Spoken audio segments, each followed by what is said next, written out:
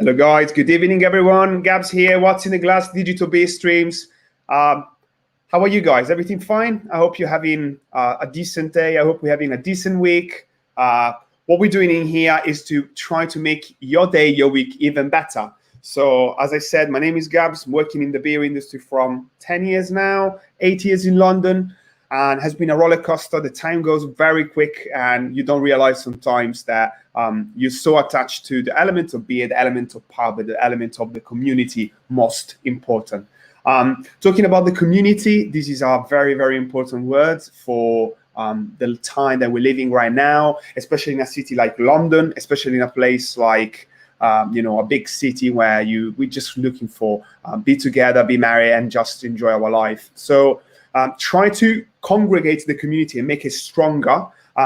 With What's in the Glass, we try to create some occasions. Of course, now digital, who knows in the future.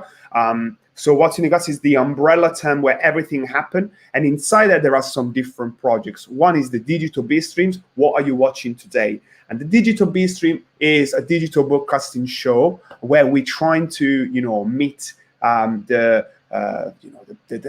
people from the industry, from the beer industry, from the hospitality industry, from the brewery industry, trying to ask to each other what is going on, how are things, and how do you feel, what are the plans, and how has been, even if we're now just trying to look forward with that. And then there is the Turning the Tide show, which is another project of us. And Turning the Tide is very simple. It's our declaration of love for pubs.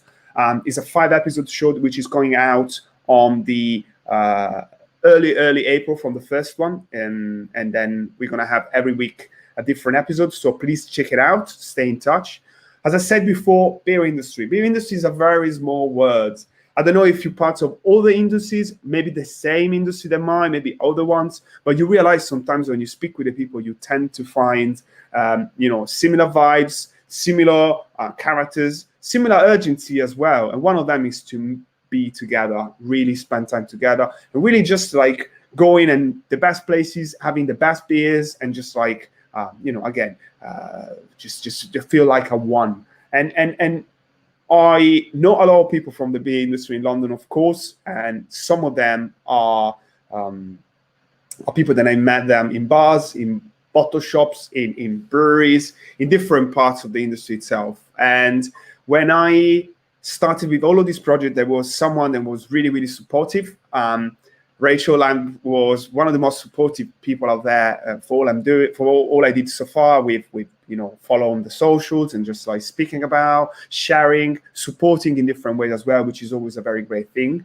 And I'm really thankful. So when I had the chance to invite her down to the live stream, I was just like, I'm going to do it straight away. I also know that she's a pretty strong character. And I also know that she's as happy as I am to just meet, even if just digitally, as many people possible. So if you can please help me to welcome her on the stream. Hello. Hiya. How are you doing? Hi. I'm good. How are you? I'm very good, very good. Nice to see you.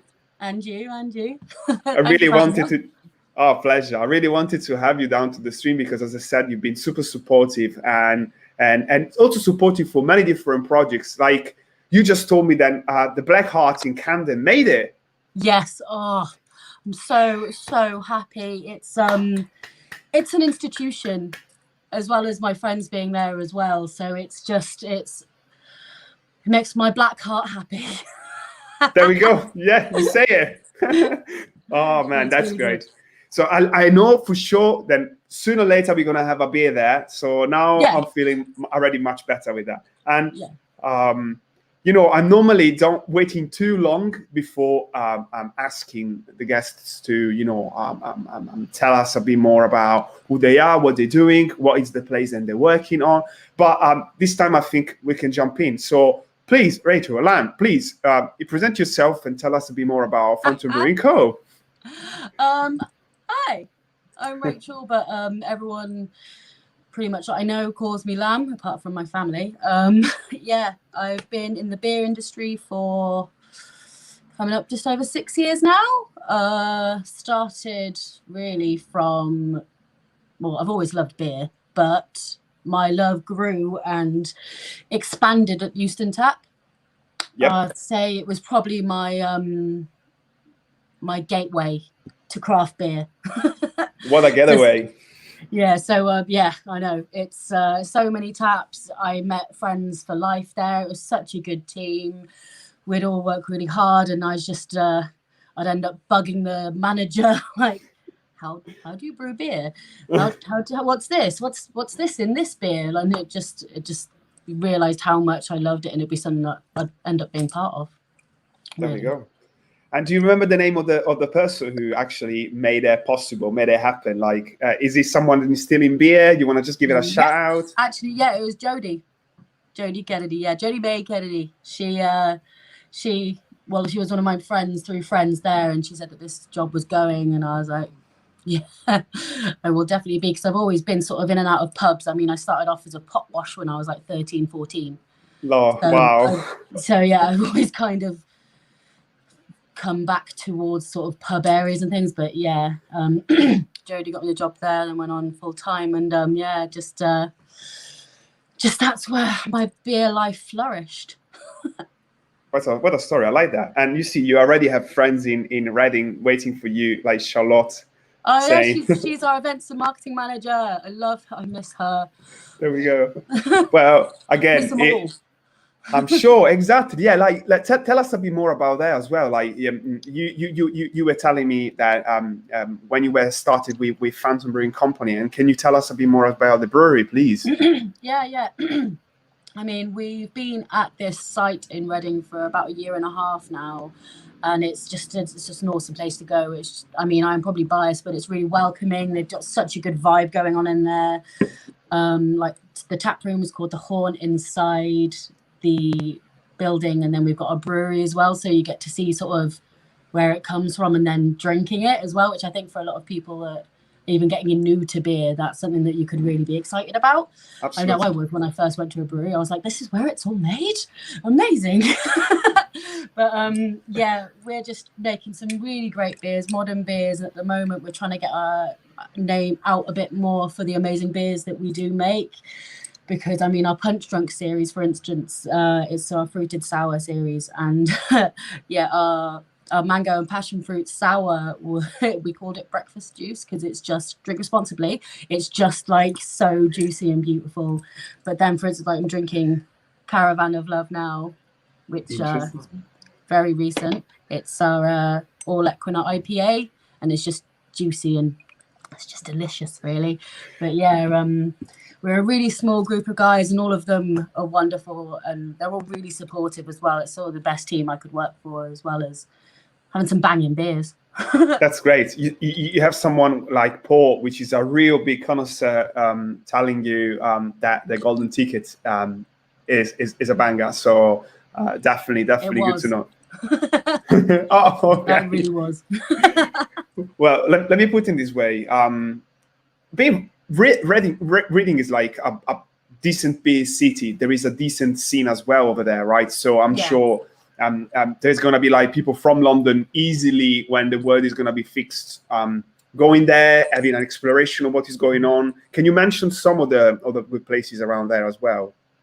Yeah, I mean, you've got loads of great breweries around Reading. You've got Elusive Brew, you've got Double Barreled, you've got Wild Weather. I mean, you can't forget the giant witch's siren. I mean, you see them everywhere, and rightfully so. So it would be great to sort of have people coming to Reading and doing sort of like, I mean, I would say a Reading beer mile. It's Reading beer miles, maybe. But yeah, like sort of coming down and checking out all of these ones, because there isn't just us there. Like there are so many awesome breweries around. Lovely, good to know. So again, one more reason to go and have a look about your beautiful space. I heard as well, the tap room is big. It's a big Massive space. Yeah, you could play cricket or something in there if you wanted to. Wow. Yeah, no, it's a big old space, and yeah, we're really lucky to have such a big space. Well, obviously, the boss men picked a really good area. Absolutely. Area to put it all up in, really. So yeah, we're lucky to be able to have a big outside space and inside space. So for instance, our Oktoberfest, it was packed out, even though it was still distancing. We managed to get a lot of people in there. That's good to Really hear. good. It's really good. Nice. And you know, if someone is in London right now and maybe deciding that they really fancy to try, you know, the products, I'm sure there are bottle shops you're working with. There are decent places, or even just ordering from the web shop could manage to arrive. Yeah. We've got we do. I mean, I am London sales. We've got another sales rep as well, but I am predominantly London sales. So we are in a fair few bottle shops around. Hopefully going to get into a few more soon. Not recently. So yeah, should be there. But we do have a web shop. So we have packs of 6 on there, and we even do friend boxes. So we've done one with drop product, sorry. We've done one with S43 or S43, imagine however you say it. So we're doing sort of boxes collaboration with other ones, but yeah, if you want to get our beers, got on Untapped and have a look on there as well, you can search. There we go. Nice. And you were showing up before the can. May I ask you to have a look again, because it looks brilliant. I like it. Oh, Phil. That's nice. I really like it. Yeah, it's been a really popular one. I mean, the can is just like, you get for it straight away, but it's just a really juicy, flavorful IPA, and just Equinaut as well as the hop. It's balanced so well. It's yeah. I mean, I am biased, but I could drink it all day. Yeah, no, this is what I want to hear. Absolutely, and you know, I know you are a big music enthusiast as well, and I'm sure you may gonna push the possibility into the tap room to have some gigs one day or something like that, right? Oh no, there's been music and stuff in there yet. Like we've had like I said, Oktoberfest. There was a Noompa band in there. It was incredible. It was incredible. But yeah, we have bands and singers playing there. So it is something that I imagine we'll be doing in the future. So just have to watch the space, really look on the socials, keep an eye on that. Absolutely. Yeah. I'm telling you, I love as well, like the flow as well in the social and everything. It's this interesting project. I really want to know a bit more about it.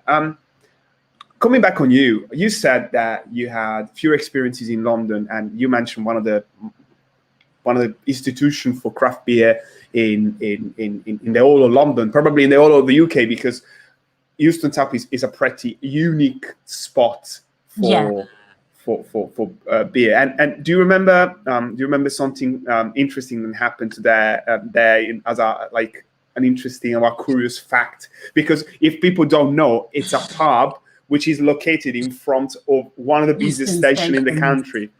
Yeah. It's I mean, and it goes vertical.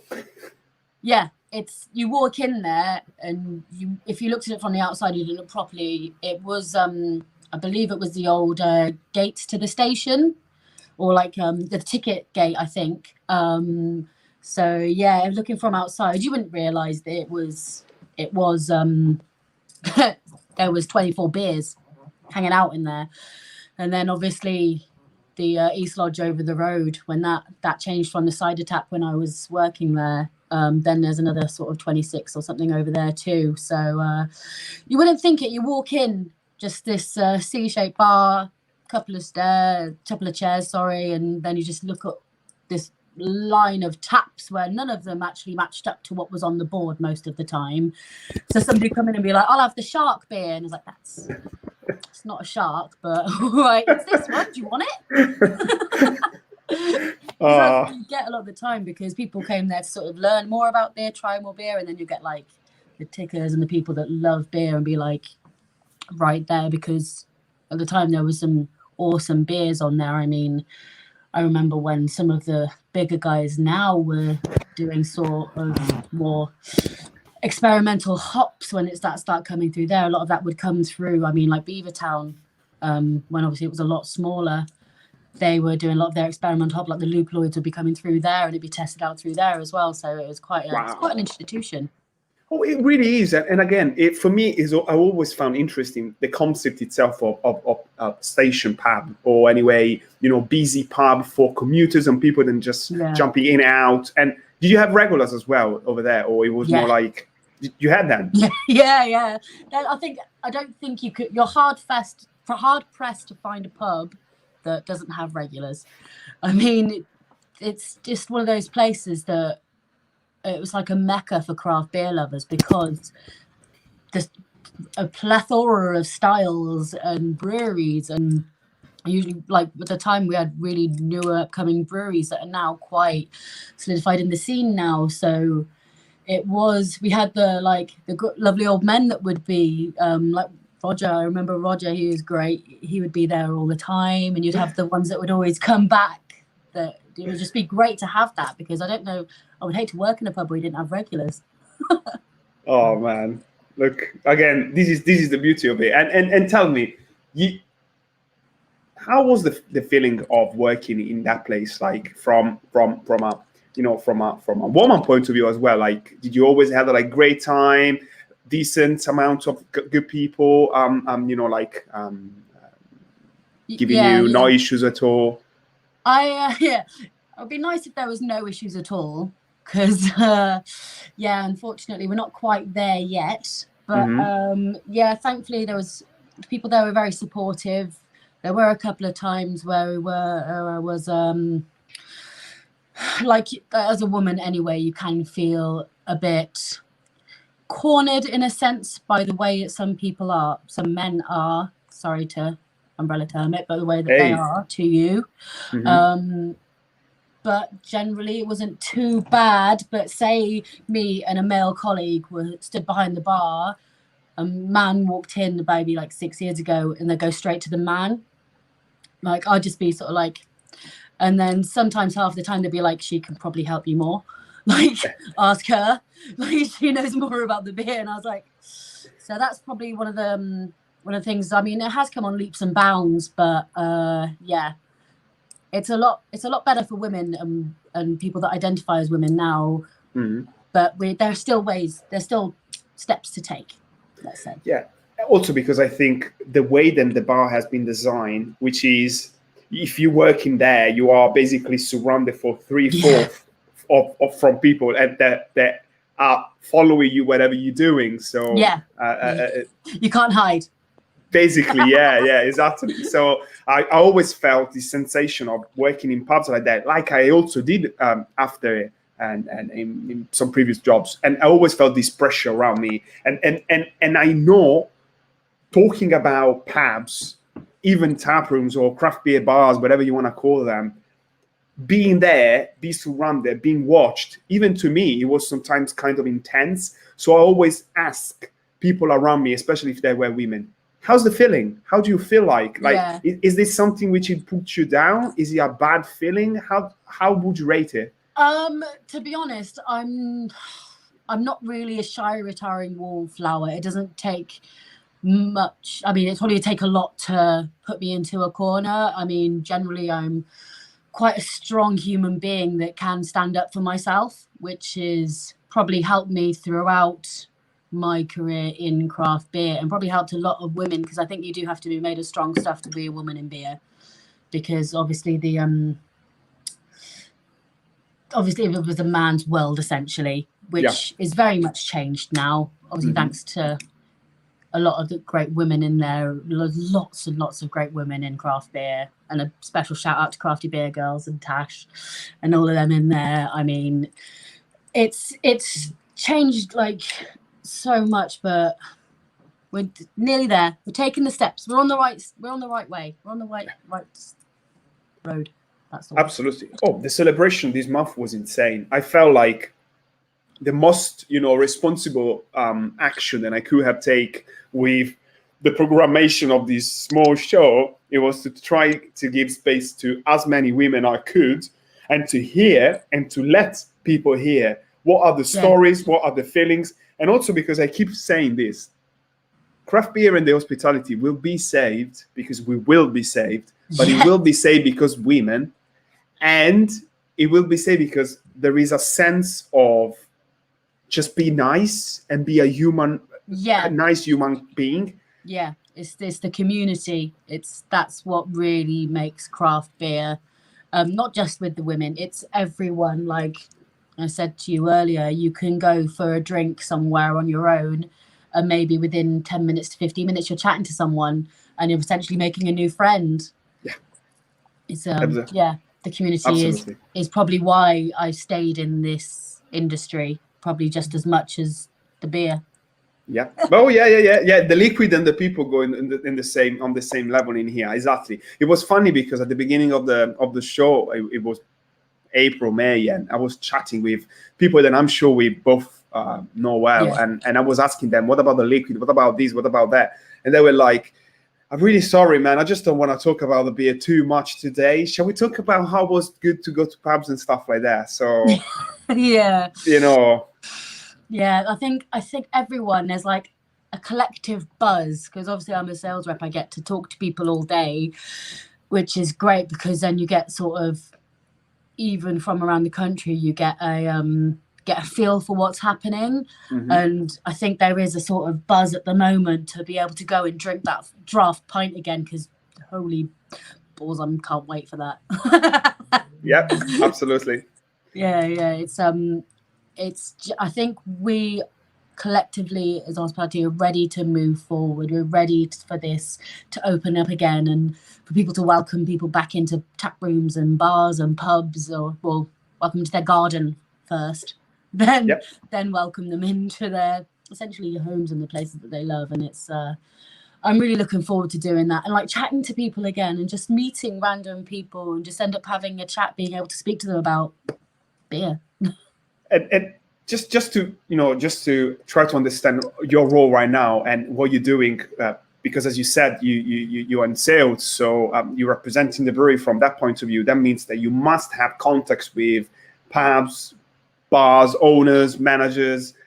What is the general vibe? Do you see slowly getting there and keep starting with the interest? Yeah, you can tell more and more people now are a bit more open to sort of having that chat and letting you in, because before I think it was just a general frustration of, I can't do anything. I can't get the beer in. I literally can't get anything out the door because we're not allowed to open, or we don't have delivery.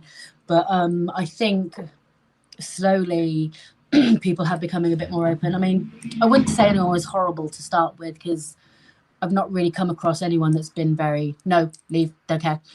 Usually they're quite open to have a chat, and then basically he's letting the beer speak for itself, because that beer is great. So we've got that out there by that. But I think people are getting more susceptible and they're more willing to open up some new breweries, which is great. Oh yeah, for sure. Look, I keep not getting to know about breweries never heard before, and like even in London, like I've been scrolling the list of 130 breweries in London. I'm like, I don't know about this. I've been in there. There's so many. I mean, it's not a bad thing if you're doing something you love. Why not do it? But then it's just trying to sort of get around all of them, find out what they're doing, because no two are the same. Yeah. No two are the same. So you can't say one's good from bad, because they're usually on different ends of the spectrum. Mm-hmm. That's unfair to do that, which but yeah, I just trying to keep up with breweries nowadays. I'm like, there's another one, I'll try that. Okay, cool, I'll try that. Right, another beer. All right, cool. I'm gonna do the same with bars. I just want to go out and saying to myself, I don't know where to start to visiting pubs again. Actually, what is the first place where you will go when it's gonna be possible? Do you have one? Right, just 10. Probably Black Heart. Yeah. Because you said that earlier, that's probably one of them. But then luckily around me we've got I live in near Wood Green, so we've got the Prince, we've got Great Northern Railway Tavern, we've got Earth Tap, which is a tap room on a bus, like a double-decker bus. We've got the Goodness Brew, and a bit further down we've got Small Beer. So there's such, like, probably all of them in one day. All of them. Yeah, I like it. I'm in Finsbury Park. I'm not far, so again, there's going to be a possibility. Yeah. Be lovely. Absolutely.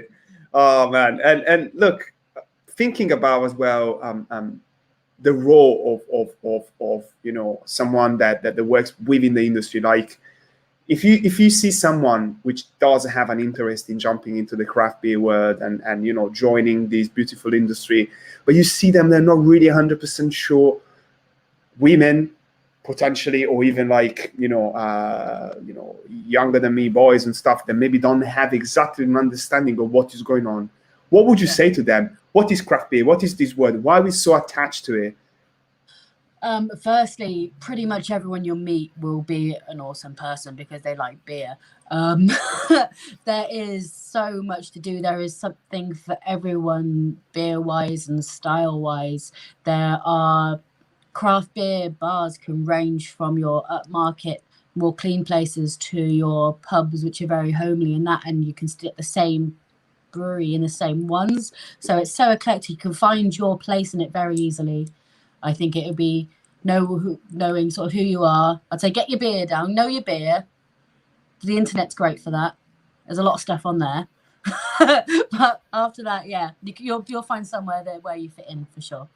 And if you think somehow they really don't had before opportunities to really, find a welcoming word, maybe, they perceive themselves differently, or maybe they do have, a different background, could be a different ethnic background as well. Is that now starting to be welcoming to all sorts of diversity in this industry as well? Yeah, I'm so glad it's so inclusive, because I wouldn't be happy if it wasn't from all races, sexes, non-binary. It honestly, as long as you have passion for beer, you're welcome, pretty much. Like, it doesn't matter what you look like, what you identify as. It is all about you and your passion for beer, essentially, at the end of the day.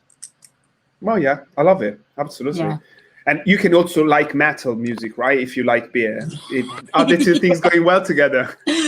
Oh yeah. I can't wait. I know Deftones brought out that beer that I think one of my mates started up a beer shop in Cowley Road, and he's getting some in apparently, so I'll get some of that. But yeah, I think metal and beer do go quite hand in hand. It is probably in the way that it is the community, because I think metal and rock have this community which lends itself quite well to beer, because they both sort of have this.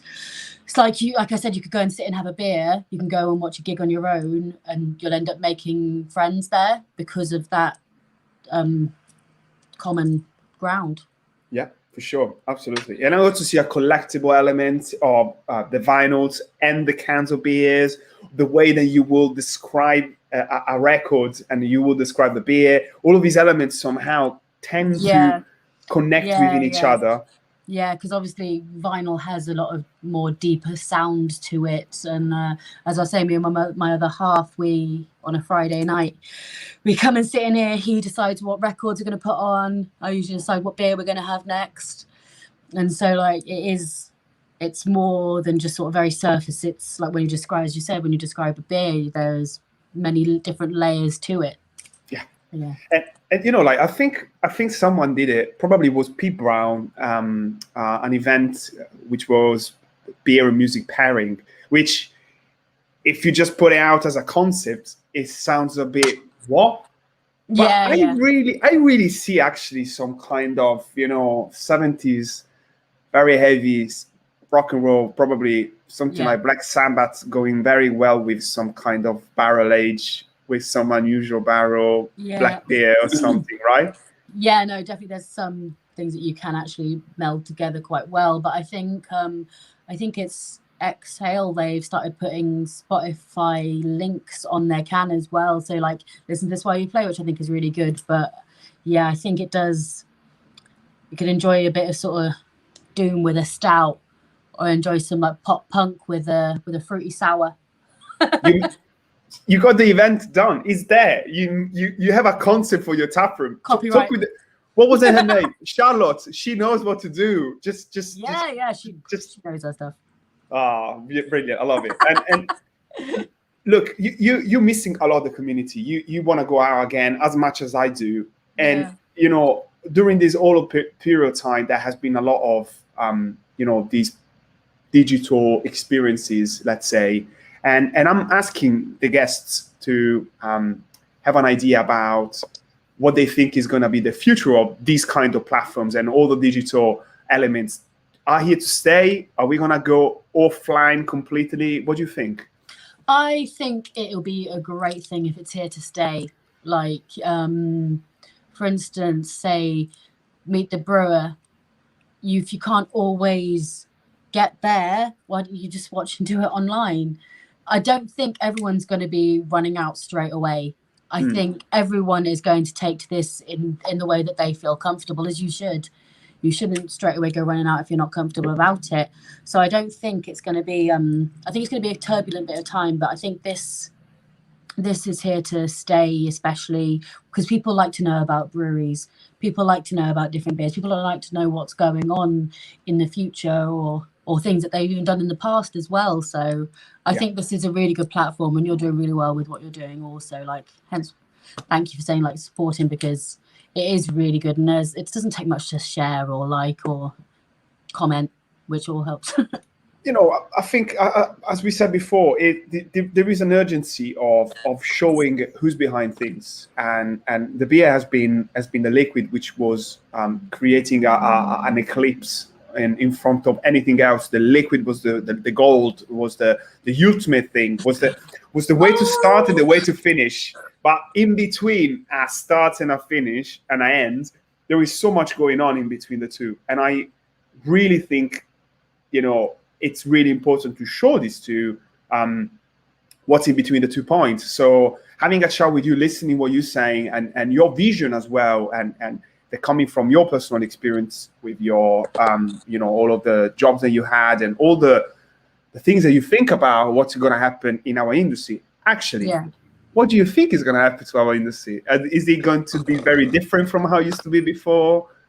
I mean, how do you know what's going to happen tomorrow with what's happened the last year? I think there's going to be a bit of turbulence. As I said, people are going to take to it their own way. Some people are going to be straight out there, straight in the pub, buying as much as they can, supporting as much as they can, whereas some people aren't going to want to be out there as quickly. So I think there's going to be a few months of sort of turbulence, and then I think there's going to be a few more craft drinkers out there, because we've had a year of being locked inside. So I think people have gotten bored of like Stella and a bit, so they've branched out a little bit more and tried a little bit more to keep things a bit more interesting. So I think there's going to maybe be an influx of new drinkers and new people coming into the scene. So yeah, that'll be fun. Teach some new kids. Oh, for sure. And what about the pubs which are going to be in areas where normally there are commuters? Like, do you see Shoreditch, Soho, Camden, perhaps, you know, flourish again and have a life again, or that's going to be difficult in your opinion? I think it'll always flourish, because if there's a pub that people like, they will always go to it. I mean, as you probably know, I'm a creature of habit. I always used to go to the Black Heart. I always used to go to the Experiment. I always used to go to the ones around me, because it's easier to get home when you've had a couple of shandies, you know. So yeah, I think it's gonna. I do think people are just going to enjoy being out, and it's just gonna. I hope it's gonna kind of get back to where we were before, if not better. Really. Nice. I wanted to talk with, you know, different women in the industry about a possibility to create like safe points, safe words, kind of, you know, I have, in my experience in bars and pubs, I remember there were, you know, sometimes some kind of Tinder dates or just normal dates in the pub itself. And I remember I had the person who was normally the woman and then was part of the dates telling me, I don't like where I am. What could you suggest me to do? And I was just like, you go and then, or maybe you stay, or maybe whatever. And I didn't know what to do. So given the fact as well that there is so much going on right now on this kind of situation, it would be nice as well to try to build kind of a safe network of what to do in bars and pubs wherever they're going to be open again. What do you think will happen? It would be helpful, anything like that? Yeah, I mean, I don't think there's a safe network. I think every woman has an inbuilt safe network from what she has to do from living life as a woman. You have had to have this sense of not threat, well, essentially threat about you a lot of the time, but I wouldn't essentially say a safe network. I would say, me as a woman, if someone came up to me and said they needed help, I wouldn't even blink an eye and help straight away.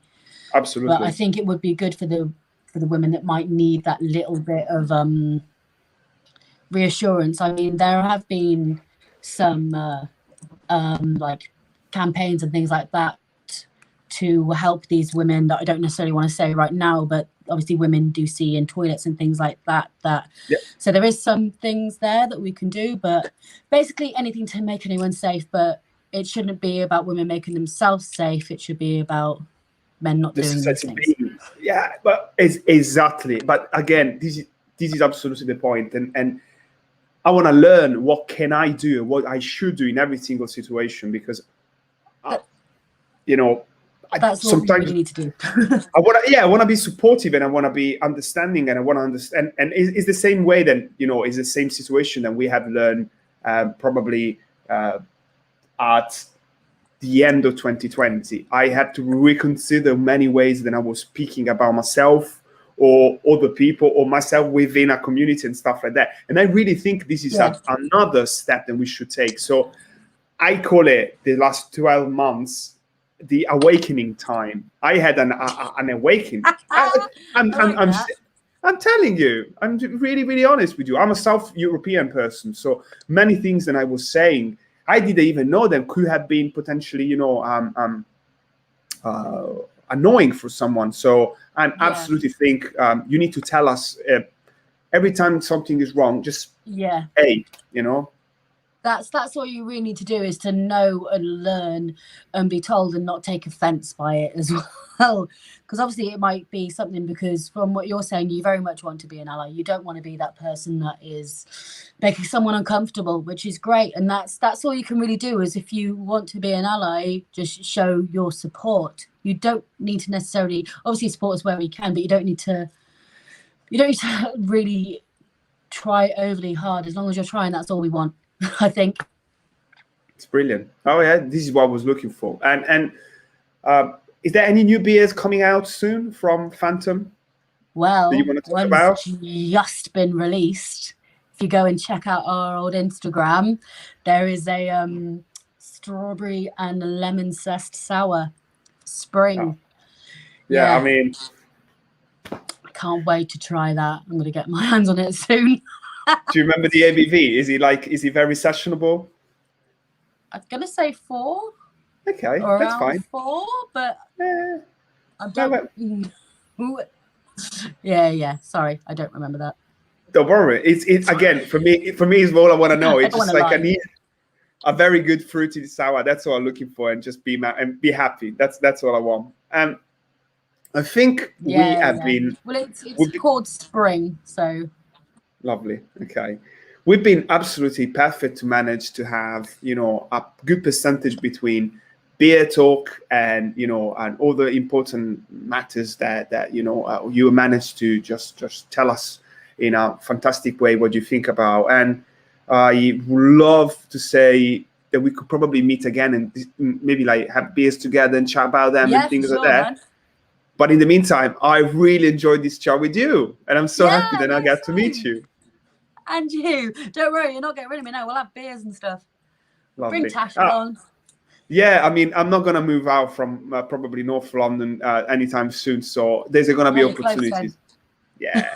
And if anyone can have as well, you just like put like a comment or anything. This is the nice time. We had a good time. We hope you enjoy it. And again, we think we spoke about very important things in here, and chats that you probably should have even when pubs are open again, because sometimes it's necessary to talk about things, probably sometimes all the time. So yeah, definitely.